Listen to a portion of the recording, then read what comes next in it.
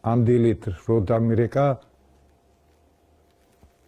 ახლაც აღელვებული ვარ ვინაიდან ძალიან ცუდადაა შეუძლოდ მყოფ მოშიმშილე პატიმარს შველა ქუთაისის ციხეში სჭირდება ლევანოდია ყველაზე მკაცრი რეჟიმის ციხეში შიმშილობს ოჯახის ინფორმაციით პატიმრის მდგომარეობა დღეს უკიდურესად დამძიმდა მსჯავრდებულმა რომელმაც სასჯელის ნახევარი 9 წელი მკაცრი რეჟიმის ციხეში უკვე მოიხადა გეგუთში გადაყვანას ითხოვს ერთი კვირა რო შიმშილობს და ამ დილით რო დამირეკა ასე მითხრა ძალიან ცუდად ვაროგიო უძლურობა გამოიხატებოდა მაგის ნათქვამში ვინაიდან რამდენი დღეა უკვე არ უჭამია არც საჭმელი არც წყალდულებია ითხოვს გადაყვანას მე-14 დაწესებულებაში პატიმარმა 18 წლიანი მსჯავრით პროტესტის უკიდურეს ფორმას 2 კვირის წინ მიმართა ლევანოდია მსჯავრდებულების უფლებას იყენებს და ითხოვს დახურული ზონიდან ნახევრად ღია დაწესებულებაში გადაიყვანონ მე მინდა მივმართო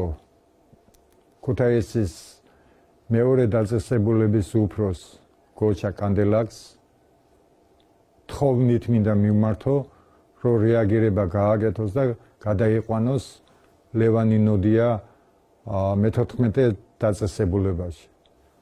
წინააღმდეგ შემთხვევაში მეც უერთდები ჩემ ძმას, ლევანი ნოდიას და უცხადებ სოლიდარობას ორშაბათ დილიდან მეც მეორე დაწესებულების წინ უაცხადებ მშრალ შიმშილობას.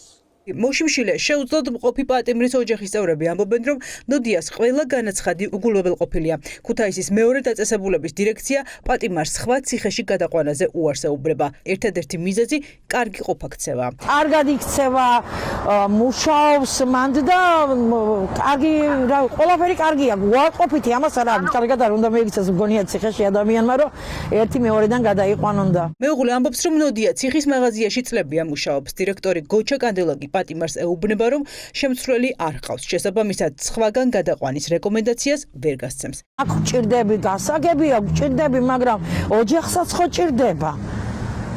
ოჯახს არ ჭირდება, ჩვენ არ გჭირდება. ხოცავს, კლავს, აუპატიურებენ, იმათ არ აძლევენ ამ ხელა წელს, ამას რომ ამ ცუდ მდგომარეობაშია. არც სახალხო დამცველი, არც არავინ, რავი, ჯერჯერობით არავინ არა შესული. შველას ვითხოვთ, იმიტომ რომ ხო უნდა იყოს რაცხა საშველი, რომ გადაგვიყვანონ მაინც, რაღაც შეგვახონ მაინც, რაცხა ხო უნდა იყოს. ქუთაისის ციხეში შეუძლოდ მყოფი მოშიმშილე პატიმრის შესახებ ინფორმაცია შესულია ომბუდსმენის აპარატშიც.